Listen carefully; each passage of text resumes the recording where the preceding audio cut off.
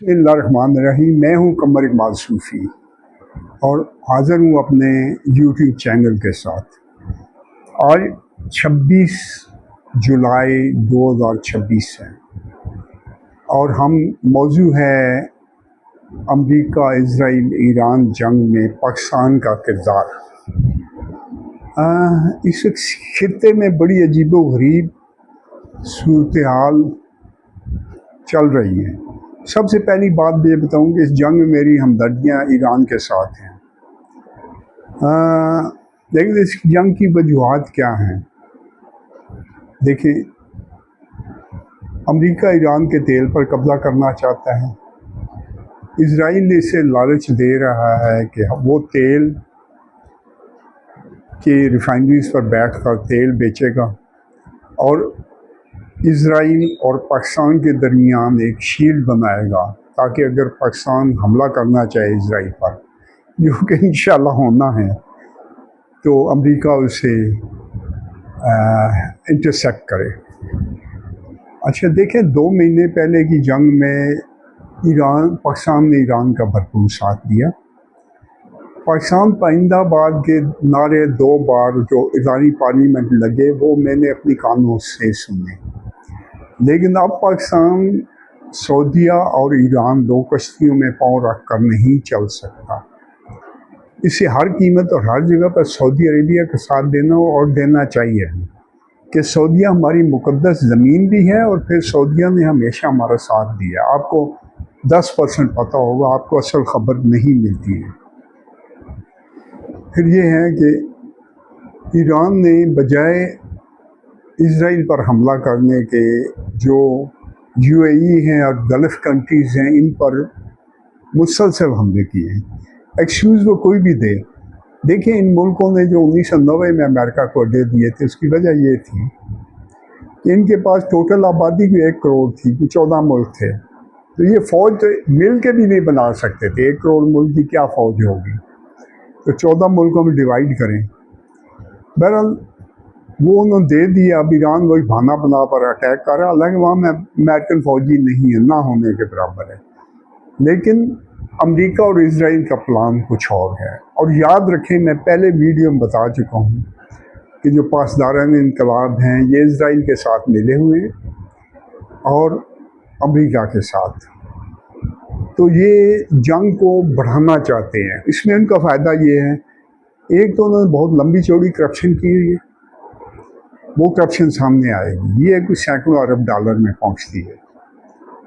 फिर इसके बाद अगर ये अमेरिका से लड़ते हैं और इज़राइल से, 2-3 महीनों में इन्हें शिकस्त हो जाएगी। लेकिन अगर ये जंग को अरब की तरफ खेल देते हैं तो इन्हें कोई शायद 8-10 साल का टाइम मिल जाए। जिस तरह ईरान इराक जंग हुई थी तो इसको लटका के टाइम मिला था।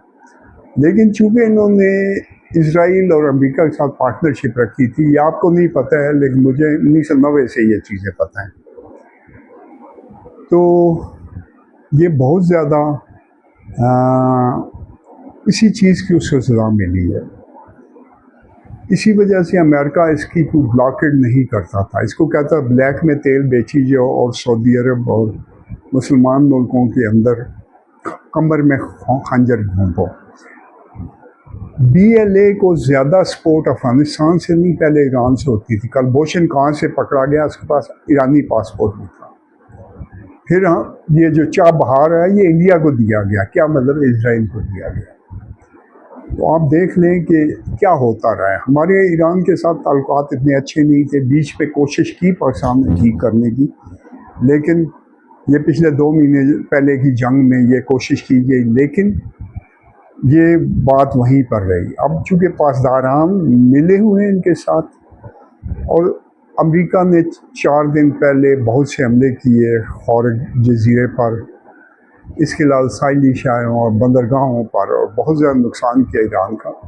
अब पिछले 2 दिनों से ये जंगबंदी चल रही है, लेकिन ये जंगबंदी ख़त्म नहीं होगी क्योंकि अमेरिका हर हालत में इसके तेल पर कब्ज़ा करना चाहता है। तो अगर रूसियों पर जो हमले हुए, इसमें जो सऊदी बहरिया थी, सऊदी एयरफोर्स थी, उसमें पाकिस्तानी पायलट होंगे।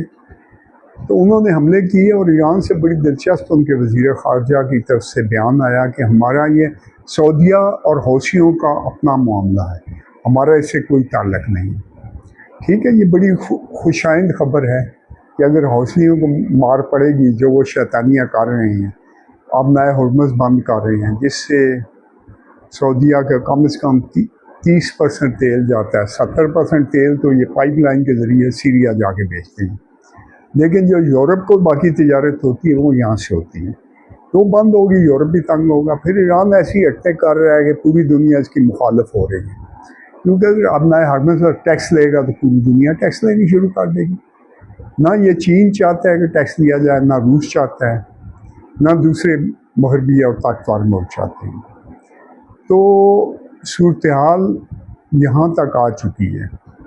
तो पाकिस्तान में है जो हमारी इस्टेब्लिशमेंट है, इसमें अफवाहें फैलाई जा रही हैं कि अगर जंग हुई तो अहले तशी पाकिस्तान के मुखालफ हो जाएंगे। वो भाईजान अहले तशी पाकिस्तान के हामी हैं। दूसरी बात यह है 6 से 8% अहले तशी क्या बिगाड़ लेंगे। पिछली दफ़ा जो उन्होंने चतराल में किया वो अभी ड्यू है, इनमें जो शैतान घुसे हुए हैं वो अभी ड्यू है और इनको इसकी सज़ा भी मिलेगी आने वाले वक्त में अगर इन्होंने थोड़ी सी और गड़बड़ की। तो जो इनमें से जिनको तकलीफ़ है वो ईरान में जाकर लड़े इजराइल और अमेरिका के साथ, हम उन्हें बड़ी खुशी से उनको रुखसत करेंगे और अगले वेलकम करेंगे। बहरहाल एक चीज़ अजीब सी है कि पाकिस्तान एक फ़्लाइट पकड़ चुका है।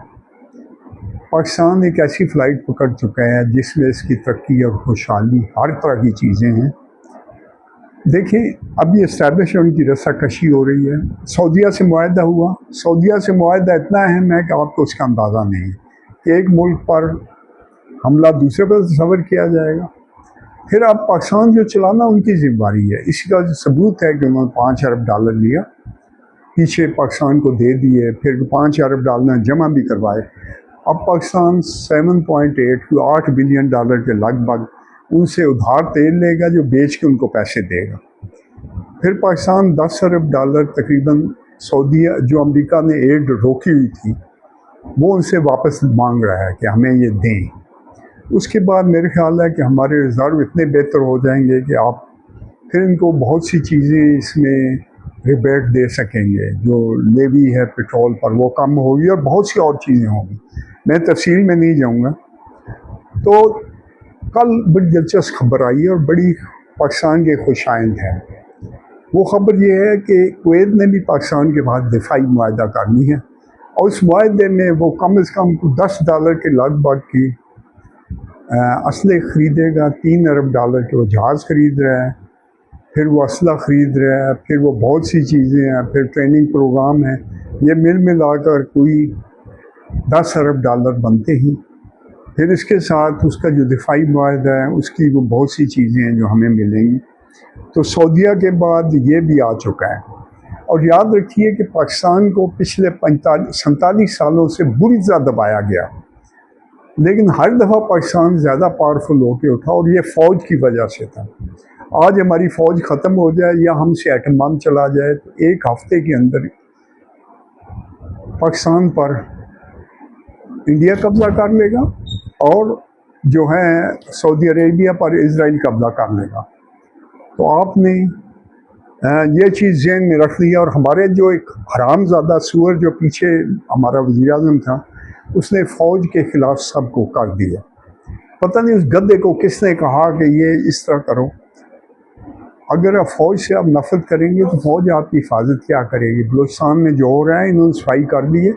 6 महीने के अंदर पाकिस्तान में आप बहुत बड़ी ये सारी चीज़ें साफ़ हो जाएंगी। 5 महीने लिख लें, यानी फरवरी तक इंशाल्लाह ये बहुत सी चीज़ें क्लियर हो जाएंगी और पाकिस्तान जो है वो अपनी जगह पर खड़ा होगा और बेहतर होगा।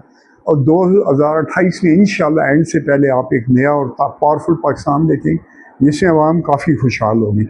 चाइना इस तैयारी में है, कोई बहुत सी सनतें हैं, 1500 बड़ी इंडस्ट्री की चेन लगाए, तो उसके लिए उसे यहाँ पे दहशतगर्दी का ख़ात्मा चाहिए था और करप्शन का। दहशतगर्दी का बहुत हद तक ख़ात्मा हो चुका है। तो हमारी जो मुहब्बे वतन फ़ौज और मुहब्बे इस्लाम फ़ौज है, ये दुनिया में किसी भी ताकत की आंखों में आंखें डालने और उससे लड़ने की सलाहियत रखती है। अब तो हमारा दोस्त मुल्क चीन हमारे पीछे खड़ा है, तो अमेरिका भी हमसे अब डरने लग पड़ा है। इजराइल कांप रहा है, उसकी पैंट गीली हो रही है। तो अरबी इतने बेवकूफ़ नहीं है कि वो हमसे मुआहदा करें। पाकिस्तान के अलावा कोई ऐसा मुल्क नहीं है जो उनकी कंडीशन पूरी कर सके। आखिर में यूएई में तंग हो गए यहाँ हमने।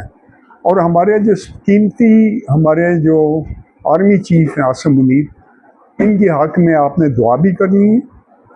मैं इनके लिए दुआगो हूँ और ये बहुत कीमती आदमी हैं और इन्होंने बहुत सी चीज़ें पॉजिटिव कर ली हैं और आगे कर लेंगे। और हम पाकिस्तान, न सिर्फ पाकिस्तान इस वक्त फ़्लाइट पकड़ रहा है, बल्कि इस्लाम की निशातें सानियाँ शुरू हो चुकी हैं। पाकिस्तान ही इस्लामी दुनिया को हेड करेगा और ये एक बड़ा शानदार और ताकतवर मुल्क बनेगा। हमें इसके लिए इंसाफ यहाँ लाना होगा। उसके बाद ये जमहूरियत इंसाफ नहीं ला सकती, इसमें काजी का इंसाफ आ नहीं सकता है, वो एक अलग सवाल है। तो इंशाअल्लाह आप बहुत सी तब्दीलियाँ देखेंगे बहुत जल्दी। इंसाफ के बाद आपकी बहुत सी चीज़ें होंगी। अब पाकिस्तान मिलिट्री माइट बन चुका है। मिलिट्री माइट को फाइनेंशियल माइट बनाने से कोई भी नहीं रोक सकता अलावा अल्लाह के। और अल्लाह भी पाकिस्तान पर बड़ा मेहरबान है कि 8 मई के बाद हर एक चीज़ पाकिस्तान के फ़ायदे में जा रही है। ये जंगें पाकिस्तान के फ़ायदे में जा रही हैं अगर आप गौर से देखें, वरना में सऊदी अरबिया पे कहाँ मिलता, कुवैत का कहाँ मिलता। तो आपका मुख्तसर बात मैंने इसलिए की है कि लंबी बातें करके तफसील बता के, मैं बहुत से लोग बता रहे हैं, मैं इस वीडियो को बहुत लंबा करना नहीं चाहता था, मैं शॉर्ट रखने की कोशिश करता हूँ। बहरहाल अमेरिका इस पर ईरान पर हमला करके इजराइल के पड़ोस में किसी भी ताकतवर मुल्क का खात्मा चाहता था। बाकी मुल्कों के इसने छोटी छोटी स्टेटों में बांट दिया। अब ईरान है तो इसमें वो करके बैठना चाहता है। वेलकम, बैठे रहे अफ़गानिस्तान में, उसमें क्या बिगाड़ा है इसने। इस बार बहुत बुरी तरह फंस जाएगा। बहरहाल मुझे इस जंग का नतीजा ईरान की रजीम चेंज की शक्ल में नज़र आ रहा है। अल्लाह ही 100% जानता है। तो जो तफसील आपने देखनी हो वो आप मुख्तलिफ एंकर्स हैं, जिनमें ख़ास तौर पे मेरे दोस्त जावेद चौधरी साहब हैं, वो काफ़ी अच्छा तज्ज़िया होता है इनका। कई और लोग भी हैं, वो आपकी अपनी मर्ज़ी, आप किसको देखती हैं। तो आपका बहुत बहुत शुक्रिया। अल्लाह हाफ़िज़।